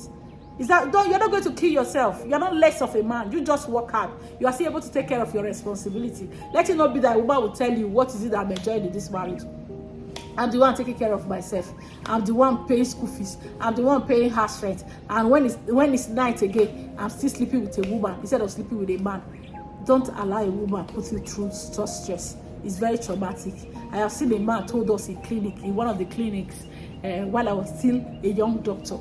Okay, I was doing my postings. You know, you go through all the units, and a man was being advised in the clinic on how he can go about his erectile dysfunction. You know what he asked the doctor? Please, I want you to tell me options that I have to die. Do I have to take drugs? Do I have to electrocute myself? You know, he didn't want to see a life with erectile dysfunction and moving forward. Instead, he was asking the doctor to discuss with him options to death. No, it's not the end of the road. Even if you are not married, you don't have children yet, I'm going to be telling you what you have to do. Even if you have not married yet, I'm going to tell you what you have to do. Just work hard, such that because you are able to take care of your responsibility in the house as a man, you're paying fees, you're paying house rent, or you have a house over the head, you have a car, you have the comfort for your family, so that the woman now, free from stress, will be able to play you through these problems. She comes close to you, even without erection, she plays with it. Okay, you should be seen to be discussing how you are able to feel good, the areas you can be touched. Some will say my neck, some will say my nipple. You know, find other exciting parts of your body. Who said that the unerected penis cannot be played with? It can be. So if you are able to do some of that, you cannot be irritated. You know, and your wife, you cannot irritate your wife, and your wife cannot irritate you. Okay, because every other thing is in place. She will put in so much to make sure you enjoy a sexual relationship. It must not be with penetration. And don't always stress yourself with the fact that it must rise today, it must rise today. No, don't stress yourself. Just leave your mind, accept your new person, accept what you're not in, okay, and play with your wife. And she plays with you too without expecting too much, without expecting that you're going to have erection that is going to penetrate. So if she does not expect too much, nobody is going to be disappointed. But do you know that people have experience of love and free mind without stress, without pressure, without too much expectation, now achieving erection? You know, they were just playing. The woman didn't wait for anything because she knows it's not there. There's been no erection. And the man knows too. So they were not, you know, expecting anything penetration, but they wanted to just have fun in whichever way they want to do. Whether they are fingering, whether it's the breast, they are suckling, whatever it is they needed to do, they must be seen to be discussing it. And behold, some people will come up with the testimony or with the breakthrough in the clinic that, behold, I just saw that erection came. And I had sex. That's powerful. But do you know when you are frustrated, you are waiting for it? Where's the erection? Where's the erection so that I can penetrate? Your wife is frustrated. You are frustrated. You are both exhausted. Erection can never come because that factor, that stress itself, is even an enemy of erection. So there's nothing you can do about it. So the earlier you accept it, the better, so that you can find a way forward. Another thing that can be done, aside finding other way to be involved in sexual intercourse, whether there's going to be fingering and those other things, you must be seen to be open. Create the options and find it out with your wife. Research it, okay? Options with your wife so that you can both be on the same plane and choose what you want to do, okay? Some people can get something else to get to do it. They are all there in the internet, okay? Those options. And again, there's another one they call penis pump. Penis pump is also referred to as vacuum constriction device. It will increase the blood flow to the penis. Before you understand this, let me let you know that the penis, when it's erected to penetrate the vagina, it is actually not a thing with the bone. It doesn't have a bone. It doesn't have cartilage. It's just a muscle that is there. So how is it able to stand erect? I want to let you know it's by blood supply. The blood that is pumped to the penis as at that time of erection, as at the time of sexual emotions, feelings, and hormonal drive, will be locked up in the penis without venous return. What am I trying to say? The blood goes there and it does not come out. It's like it's locked there. So that blood there is pumped in, is pumped it up so that it can be strong enough to achieve penetration. Do you know after ejaculation, all right, that is when the blood will now return and then the penis will now relax. All right, and there are neurons that actually drive it. As far as you're not going to write exam on it, but you should not bother yourself with the terms. But for the people, or for the purpose of the people that know, that are knowledgeable, the parasympathetic drives the erection, okay? While the sympathetic drives the ejaculation. So parasympathetic erection, sympathetic ejaculation. Once the man ejaculates, the venous return, blood that went to the penis will now return to the body and the penis will now relax. Another thing I want you to know, anything that will interfere to blood supply, whether by obstruction, vascular disease, that will prevent blood supply to the penis, will prevent erection. That is why antihypertensive can do it, severe cardiac disease can do it, anything that will affect vessel, excess cholesterol in the blood, okay, excess fat in the blood can do it, because it will narrow the blood. Okay, atherosclerosis can do it because that plague fat will not narrow the blood vessel, so it will not allow rush the pressure with which blood will go to the penis to be plenty or to be high enough to sustain erection. So because the blood is what goes to the penis to keep it strong, when people achieve erection, the blood goes in there. When there's ejaculation, the blood return. So you must be seen to have a good mind, a free mind, so that the pressure and stress from not being able to penetrate will not further worsen your prognosis and put you down. All right? So you already have children, you don't have problem. If you want to use sex toys, it should be you and your wife that will discuss it. Does she want it? Does she not want it? You must be seen to discuss what you both want. And if you want to use that penis pump, people can use it. What it does is that it will increase the blood flow to the penis. Even after ejaculation, there will not be the erection will not be lost. So that is what it is, because you are the one who officially or who did it by yourself. You are using the pump. So you go for foreplay, how to use it. After a foreplay, when your woman is turned in, she's well lubricated and all that you want, then you can now put on the penile pump, all right, and activate it.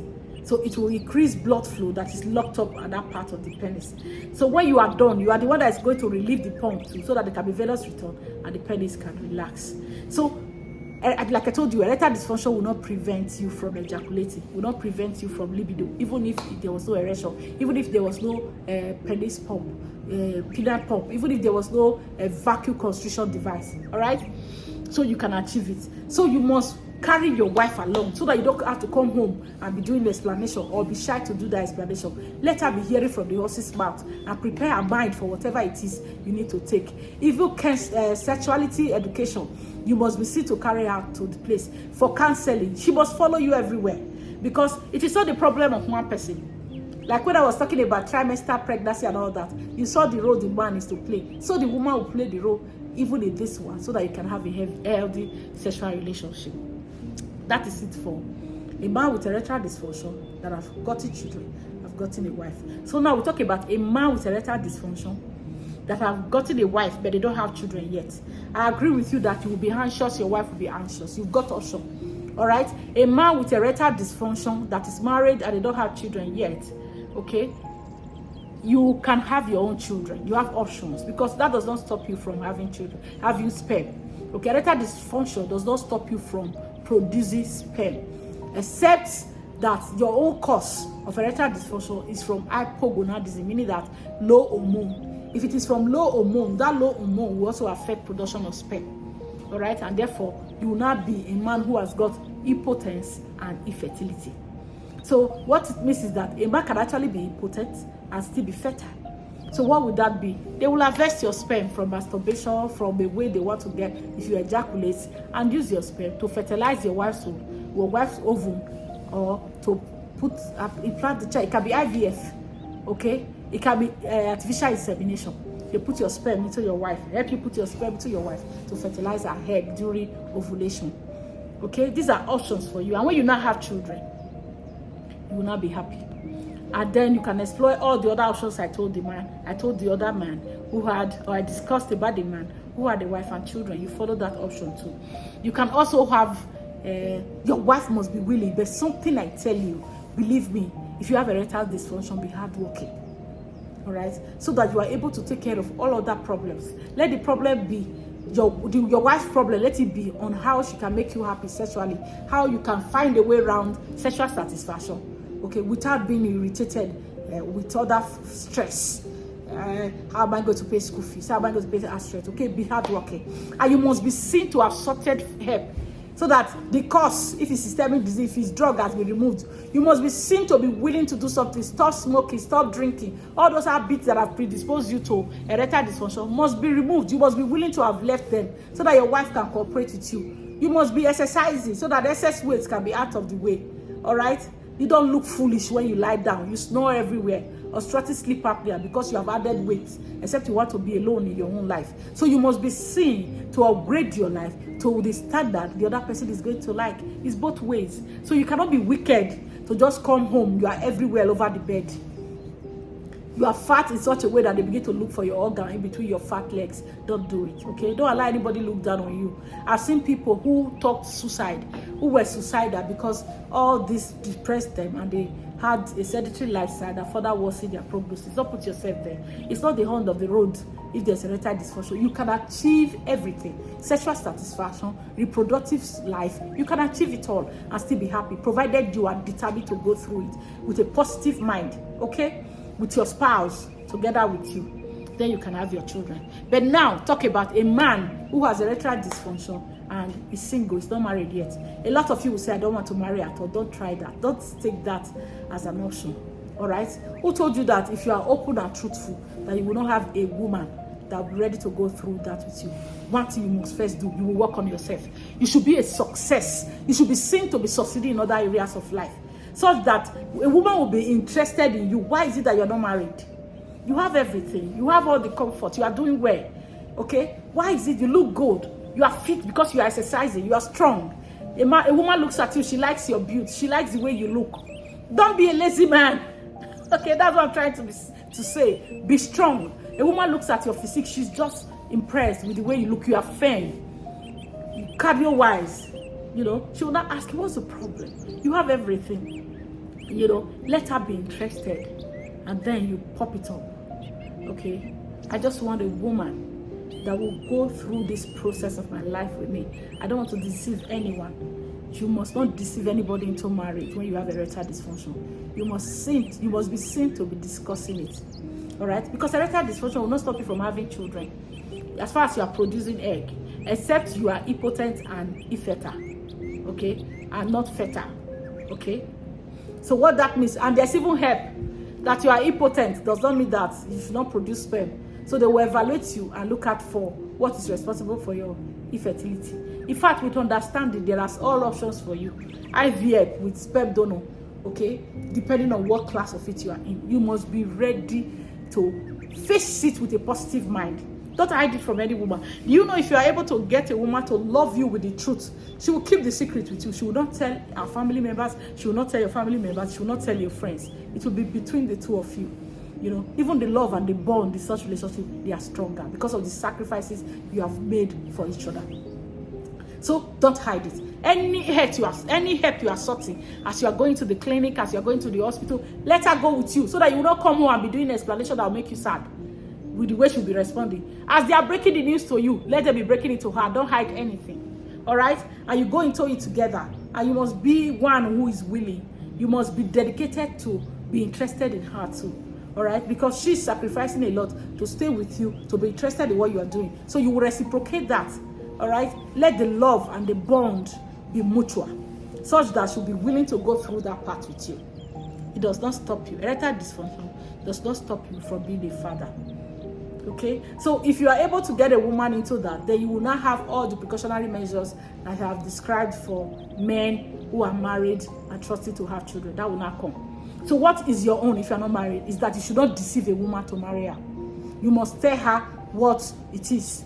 You must work on yourself so that you will be an excellent man with excellent behavior, excellent look. You are not lazy, you are hardworking, good speech, you take care of yourself, you smell well. All right, so that the only problem anybody will seem to be with you is the fact that there's erectile dysfunction. And you know, love have been seen, if it's not as a result of systemic disease or whatever, love have been seen to bring up erectile dysfunction. People who never had it, but when they had genuine love and genuine foreplay in their life, irrespective of the way they were, you know, we were shocked. People came up with news of being able to penetrate and have a successful sexual intercourse. So don't kill yourself. Any attempt to withdraw yourself from the general public, to live in guilt, to live in why me, in regrets, to be depressed, to be anxious, we further worsen it. You will not get any result and nothing is going to happen. You are going to be the one that will still suffer. So face it with a positive mind and overcome all the problems. There are options with which you can, when you don't have your sperm, either it's artificial insemination or IVF, you don't have children. You and your wife can go and explore. In fact, the time will come, you begin to enjoy what you are exploring. For you to know that you can actually explore sexual satisfaction. Have you imagined how people who claim not to be, I don't want to be an enemy of God, all right? People who don't have penis, and they tell you that they are married. Have you ever imagined that? I'm not an enemy of God. All right. So what I'm trying to say is that a lot of it will have to do with your mind and how you are both willing to help yourself. To help yourself through the trying times of erectile dysfunction. So erectile dysfunction is one of the problems that will prevent or interfere with healthy sexual relationship in marriage. But the knowledge of it and seeking way forward will enable you or equip you to be able to overcome the challenges and live a very healthy sexual relationship with your spouse. Hope you have learned something. Watch out for the third batch of sexual intercourse and what you have to do about it, or the problems that surrounds it and the solution.